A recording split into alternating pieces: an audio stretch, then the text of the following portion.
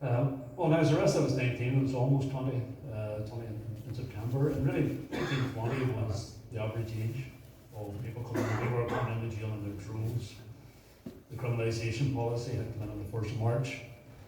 And it's not just about remembering, criminalisation was part of a much broader counterinsurgency programme. It's called Ulsterisation, normalisation of old town. So it was, we were talking about a really huge counterinsurgency programme devised by Frank Kitson, his new book out about him, which has uncovered his whole involvement with the Golan gangs and other loyalists. And I've written about it before, about it this year too. Went down the wing, and the thing that really sticks in my mind is about my hands, because what do? You're walking down the wing and you're naked, so do you put it across your crotch, sort of, which looks as if you're a bit embarrassed, whatever. You certainly don't feel like walking down the wing like this here, you know, sort of. And you have to order, so you end up feeling just with your hand like lead boots. Anyway, I was sticking a cell at the bottom,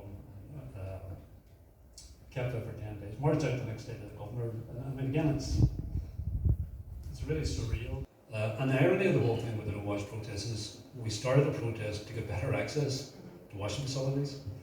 I remember that day, Shane Walsh, I was in Shane wing with him, Shane was the OC, and I was adjutant, Sean McKeown was the OC in Óglach. And Shane came back with a column to say we're going to start to do a very passive protest, which was the first week we're going to refuse to wash in the basins. We've got these basins around the cell. We're saying, well, we want to get out to wash this place. There's 8 sinks up in the ablutions. We didn't get out. Next week we're refusing to brush out the cells. And the response was just of the prison authorities was totally over the top. And within probably 2 or 3 weeks, over a space, it sort of dragged out that sort of time when there's uneasy tension. And then for some reason they decided they were going to remove all the furniture because we were protest.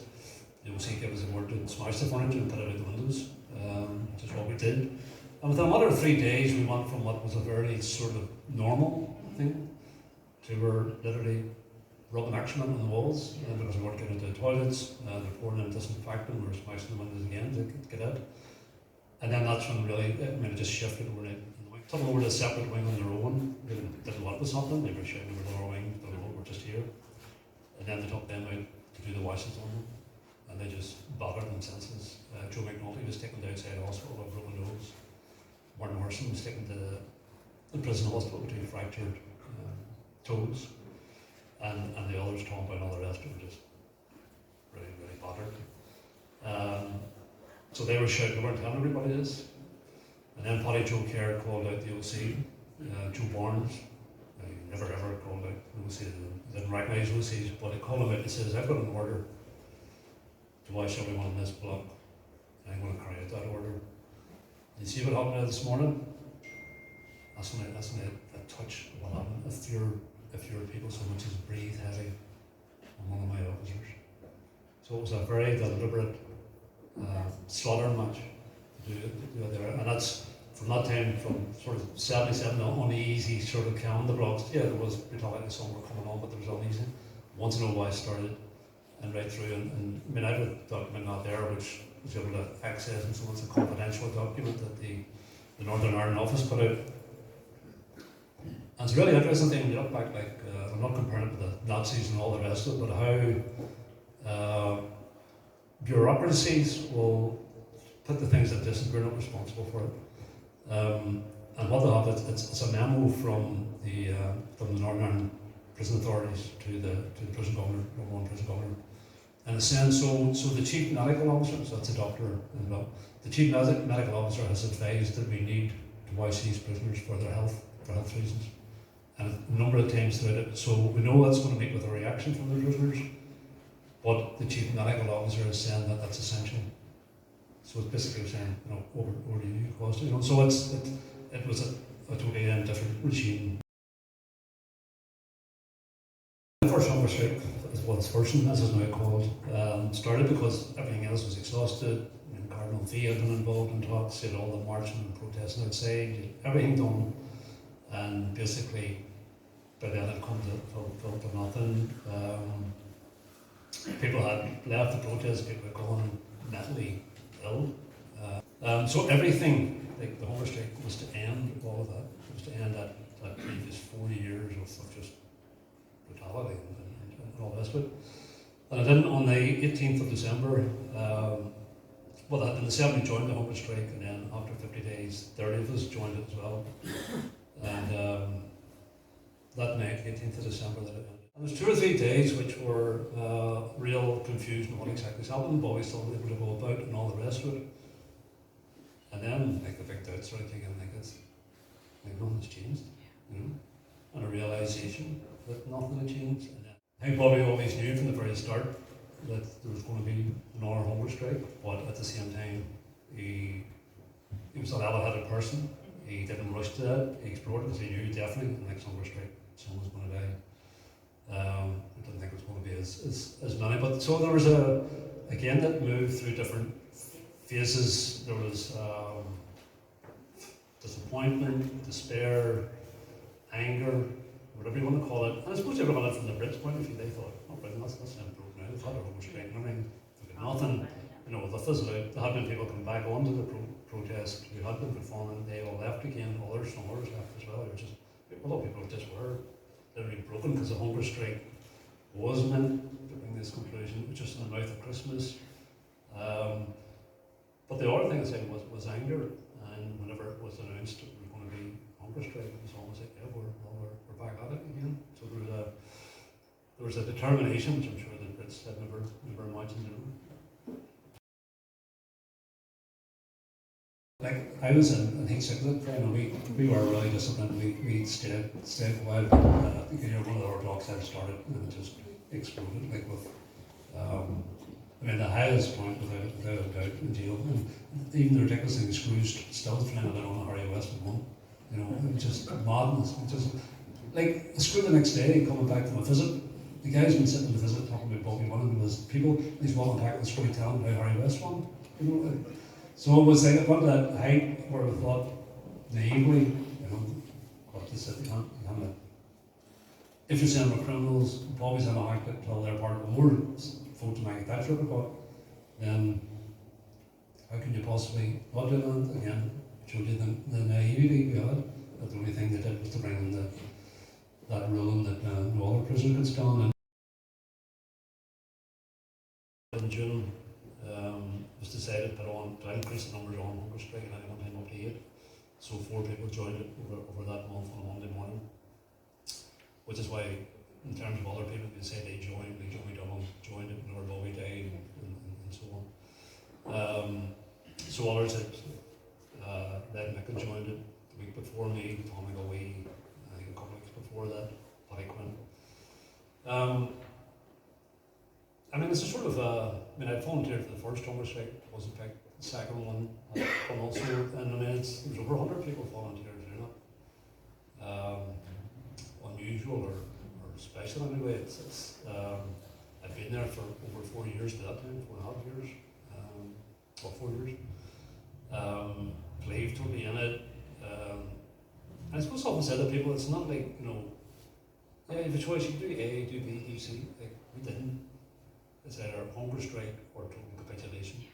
And okay, it's big picture, you know, the Brits and Thatcher and Tories and NNO and all the rest of it, but on a more personal level, there's a screw at the door who has been bothering me for the last 4 years, and they're saying there's no way. And I walk in, yes sir, and we sort of 3 bags full. So there's that sort of, you know, it's that mindset in it. And I've often said, like, you couldn't have Hungerstrike with 10 people down that hadn't been that 5 years before. Like, you couldn't have just run into jail in 76 and have a Hungerstrike with 10 people down. It wasn't, it was the whole thing of preparing you, scaling you for it, seeing that this is the only way out of it. It started from a bit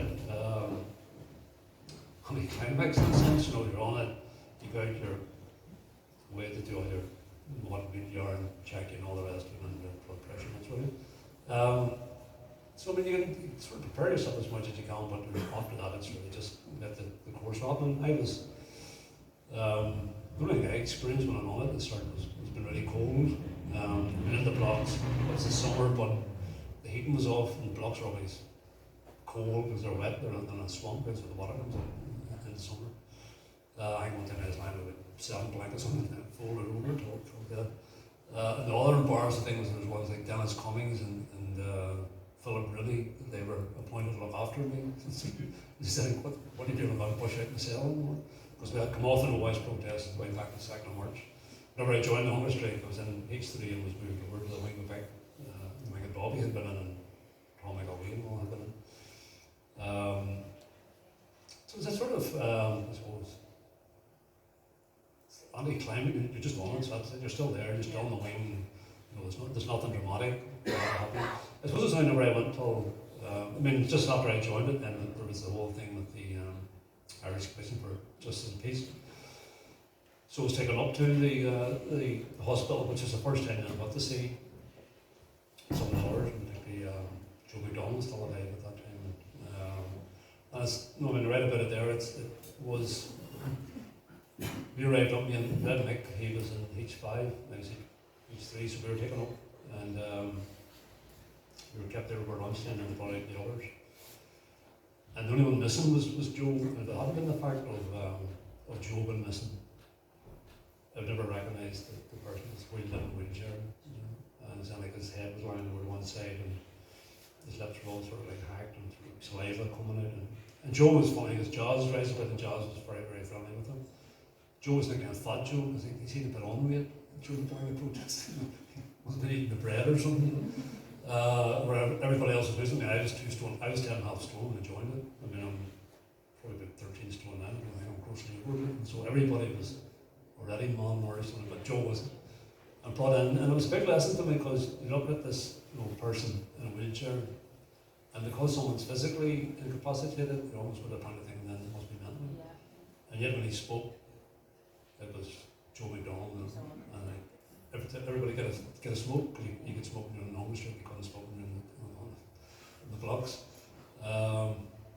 Everybody got water, and then as he's written about it before, sent a Vic, do you know this, cried anything about them? And Vic said, no, I didn't, because Vic was there at that time too. And he says, well, look, I'll hang in here as long as I can, but because I'm only bringing him up to say a few words and go again.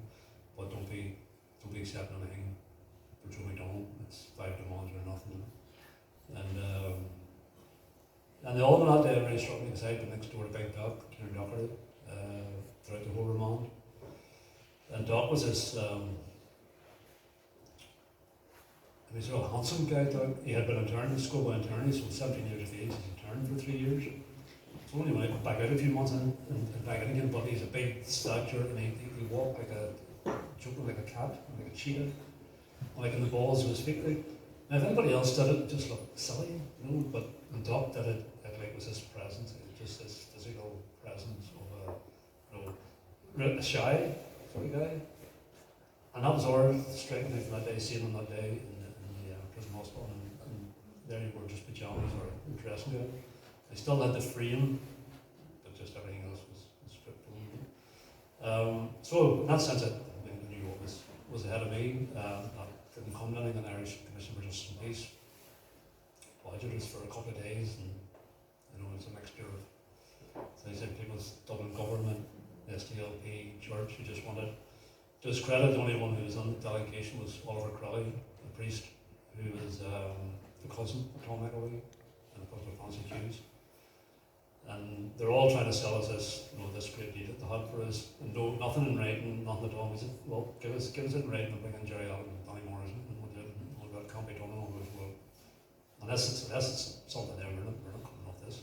It really is a slow progression. I made a write about it. There, it's well, the first thing that struck me down in the blocks, I'd always taken, I think I to wash, just taking a shower, but in the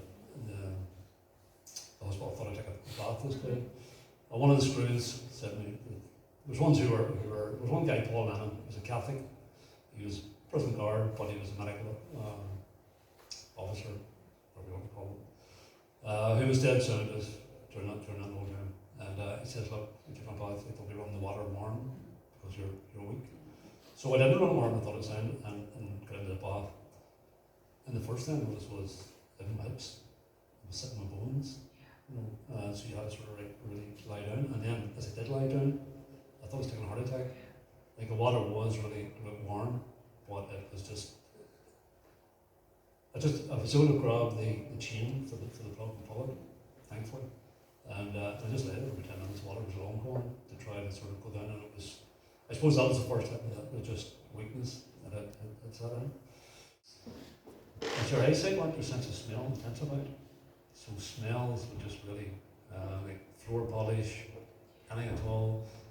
Paul Anna one day brought in a jug of water and set it down, and I went to a jug of water and set it down. It made just reek of Old Spice aftershave. I said, what is that? He says, it's just water. I said, it ended up when I was telling him what it was. He says, 3 nights previously he had been out shaved and put on aftershave. So I washed his hands numerous times since, but to me the smell of water itself, just to the point where it was, I had a thing of try to drink at least 6 pints of water a day. It became very, very difficult at the time the ones were bringing in sparkling water, bottled water, all the rest of it, and we try to get a mixture of the two. So that was when this thing happened. And I suppose it's just a generation after that. Everybody always try to get up, to walk a bit, certainly out of your bed psychologically, you're doing that. So sort of, I suppose the mindset we had was like, if you stay in bed or go out, then that's you, you're on your way out. Because I had my family then, we're out in, and it was quite again, it was Paul and some strange doctor on that day. I was on Hungerstrike 68 days, and Paul Allen says, I'm not, none of us can say when he's going to die, but looking at the record of all of us here, I mean, Big Doc was 73 days. I mean, he's going to die next few days. I think his family should go out in and wants us, we're okay. And again, this credit, they kept putting in the food in our shelves right up until that there. He says, look, he couldn't eat that food even if he wanted to, and I think it's wrong. So I give him the credit and the book saying that, and your mom said, okay, take it out. And my family were out and I remember them coming in, and all of them apart from my mother, which was my mother and sister, father and brother. Apart from my mother, asked me to come off Hungerstrike, and I said I wasn't. And my family weren't political, and probably most of the people I met in the jail didn't come from Republican families, because Republicanism wasn't as vibrant thing in the 40s and 50s and the 60s as it is today. But they were, I suppose, radicalised during that period of time. I didn't see my father until I was on Hungerstrike, because he didn't visit. A mixture of probably being angry at me with the path I had taken, and probably learning of just not being able to face it and wondering himself who did it. So I think about it. It's been the women who visited the jail when we did the monitoring for communications.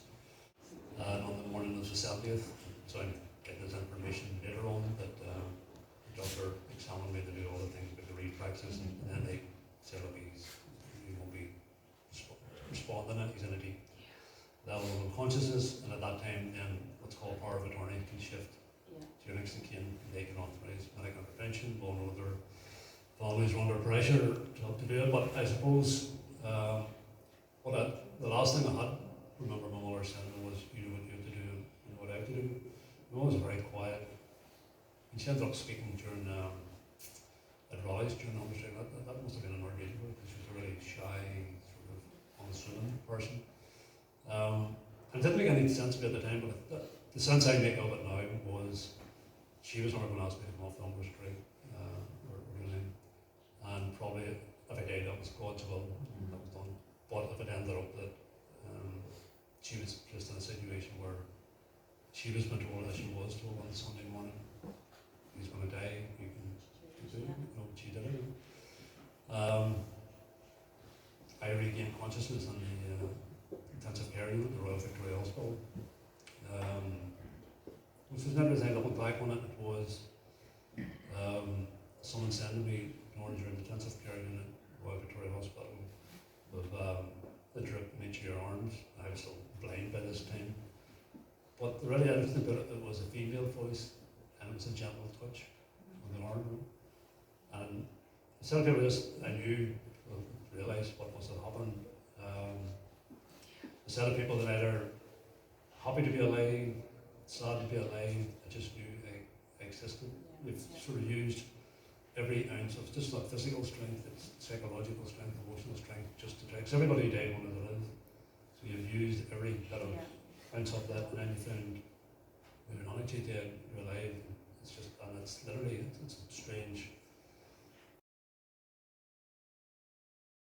Broad in terms of political support, military support, financial support, moral support that came from places that we probably didn't even know before existed.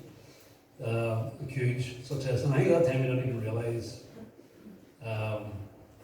our own strength on it. There was a lot of, yes, there was real sadness. We didn't, but on a more practical level, given the clothes, and that we could get out of the cell for the first time in 5 years. And in that sense, despite, and the same happens again with on the outside with conflict, you get used to a particular type of conditions and circumstances, and they're not ideal at all, but you know them, you're sure about them, there's a security about them. So we knew, like the previous 5 years was like, now it's a totally new thing, like we're ship adrift. It was a very tense period after, of not knowing how I was going to work out, and then we were all going to come off the remaining ones on 1st of November in '82. So prior to that, the loyalists had dominated the conforming blocks because we were all in protest. Now it was sort of more or less equalled out. And now when there's going to be the rest of us coming off, they were going to be, so they were pushed into line. So that was the whole strategy, but I remember the day that we were, Senators' groups were coming off the no more protest. And a governor came to my door and says, "Oh, McKeown, you're going to do prison work then?" And I knew what he had, you know, and I says, "Yeah." He says, "Just to be sure, so you're going to do prison work?" I knew what he was saying was, 10 comrades died a year ago, and one of the other things was going to do prison work. And I don't know how I got it out because it was sort of sticking in my throat to get it out, but it was very like what Ronald Martin McGuinness speaking at the Special Ardèche about Sinn Féin supporting to go on the police rebellion. And he said he'd had a meeting that previous week with the families of the Bloody Sunday families and tell them about what Sinn Féin was going to do and what they were pushing for. And he said someone said they're going to get and they get up and left. And he says, my heart went with them, but my head stayed in the room. And I think that was also a really important thing, that if there's no one, this is what we need to do. I think 81 changed the whole, I mean, it can sound, Ron says, it sounds a wee bit cliche, but for me it was like the end of rebellion and the start of revolution. I remember Ernie O'Malley writing out of jail in the post-1916 year and said Ireland has produced good rebels, not so good revolutionaries. And we can take it, bring it on, and throw it back at you. And that's what the blanket protest was, and the Wash protest was, the Hungerstrike was. But then that was stripped. We could never do another protest that equal that. So in a sense, we had to sit and go, so where do we go? We didn't have any other options. And it's that old saying, like, went down enough, well, in your cap, you should like, click, person isn't strong, must be clever. And I think at that point, that had been stripped out of us. And it was now where do we go? And it's about using the things that we have, which is our discipline, comradeship, because if anything was there, it was this amazing comradeship. When they did the inquiry by Sir James Hennessy, he came round and these people were to do the whole inquiry, so how did this happen? The Brits put him in to carry out this inquiry. So he's speaking to all these screws, and there's a Bobby's story. He was, the orderly out here, and he did blah blah blah, and Mick McFarlane was, he was doing this here, and Spazzer Kelly was up to everything. And he's thinking, these are all senior IRA people. And the screws are saying, yeah, but you've been telling us for years are just criminals. So it was like a totally poetic thing of like they believed their own propaganda. These are only criminals. Whereas, and if anything, it was that it reinforced that lesson we had learned. If we use our heads here and our discipline and our unity and all the rest of it, and there's nothing going to stop us here. And it didn't. We ended up with all the time I left the jail. It was a totally different jail. Then a few years after that, it was even different. Screws were taken out of the wings. Cell doors open 24/7. It's just so it was. I mean, an awful lot of things came out of it after that time.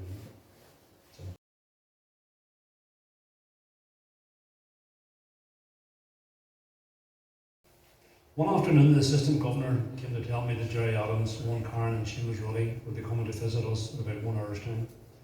This was something totally out of the blue. I'd been lying on the bed and now I got up to pace the floor, an old habit of mine formed during the wind-up protest. 5 paces forward, 5 paces back. I took the visit to be a very positive sign. If Jerry Adams and Owen Karen were coming in, it must mean some approach had been made to them by the Brits. Jerry, as with Donny Morrison, was banned from visiting in prison. At the same time, I didn't want to get too optimistic. I'd experienced the fiasco of the ICJP intervention. I knew the Brits would do anything.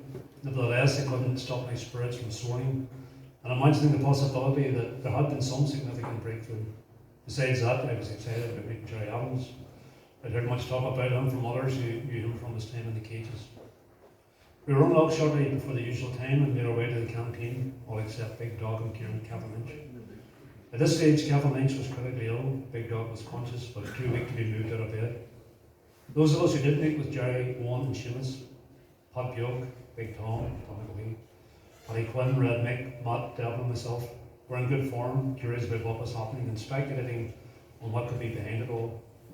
The fact that Seamus Ruddy, an IRSP spokesperson, was also coming with Jerry Adams and Owen Karen added to the speculation that a possible deal had been worked out with all parties involved. We didn't have too long to wait before they arrived in the hospital canteen. Vic was also present by now, arriving at around the same time. Everyone was introduced, though Vic and Pat were already known to Adams from their time to stand together in the cages. The rest of us soon became acquainted. It was explained to them that the other 2 lads were too weak to attend. They said they would look in on them once they had talked to us. The meeting came together fairly quickly. We gathered around a few tables and Jerry began to explain the events leading up to his visit, and hence the reason for it. He outlined how Father Fall had called the families together to talk about their relatives in Hungerstrike, and had claimed that the Hungerstrikers were unaware of the true situation, that they did not have any knowledge about the feelings or offence on the outside, and that Jerry Adams should personally visit the Hungerstrikers and make this known to them. Fall had said that he would see to it that Jerry had granted permission from the NIO to visit the jail. All of this was, of course, to put Jerry Adams in the leadership of the Republican movement under moral pressure. Jerry told us that when asked, he readily agreed to visit us and give us an appraisal of the situation and how he saw our position in relation to the possibility of the Brits conceding their demands. It was a grim picture. There were no ifs or buts. He said there were no deals on the table, under the table, or anywhere else. Really, he was spelling out for us what we in a sense knew, but didn't like to think about. The Brits had already allowed 6 men to die, and they would most likely allow more to die. Certainly there was no movement to indicate that they desired a speedy resolution to the protest. All 3 of them pointed out the great admiration the nationalist community felt for us, and that nothing but respect would be shown to us if we decided to end the fast there and then. We said we didn't want to. We believed then, as firmly as when we first joined it, that our demands were just and should be granted. We had also lost too many comrades to stop now. Jerry again stressed that if we continued, then most likely all around the table would be dead in a matter of weeks. Once these serious points had been covered, we engaged in some light banter, a sort of gallows humour. Big Tom, we wanted to know why the IRA couldn't hit Charlie's wedding, Prince Charles' wedding, about £500 of glowy gear under the reception table, and a few other remarks along the same lines. There was laughter among the Stalbury Hungerstrikers, but I'm not so sure the other 3 felt quite as comfortable sitting in company, which was, in a light-hearted, though no less serious manner, debating the merits of wiping out most of the English royal family. It made us feel good anyway. So it was time for them to leave. Jerry had told each of us about his meeting with their families and how they were keeping. He then said that they would go and see the other 2 lads, shook hands with us and left the canteen. They went into Kevin Lynch's cell first. There was nothing to be said or done there when Jerry spoke with Kevin's family. They then went to see Big Dog, who was still lucid and who could speak.